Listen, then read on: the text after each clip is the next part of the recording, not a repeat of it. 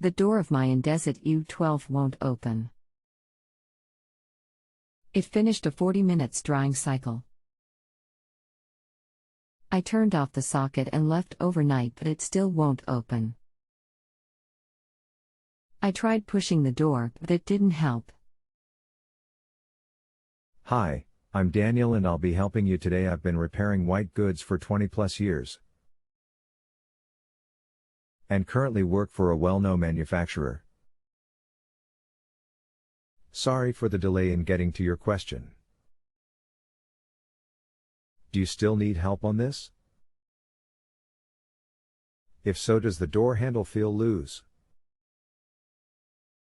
Regards. Yes, I still need help, and yes, the door handle feels loose. Hi, okay, I think you will find the door handle has snapped here. To get the door open, try this first and see what happens. Get a piece of string and feed it to gap around the door at the top. Then feed one side of the string around the door past the handle. Get both ends of the string opposite the door handle. Now pull the string and at the same time pull the door handle and see if it opens up. If not, then what you need to do is pull the washer out and remove the top panel. From there, look down the front on the inside on the right. There you will see the door lock. Make sure it's unplugged and then reach into there and feel the left-hand side of the lock. The metal door pin will be there.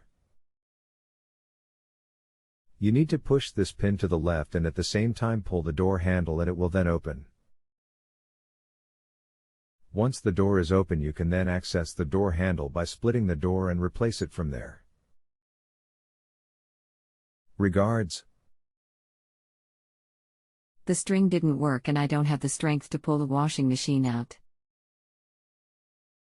I think I'm going to have to get someone out to look at it. Thanks anyway for your answer. If you have a home improvement or appliance question and want to chat with an expert, now visit JustAnswer.com/YTHI.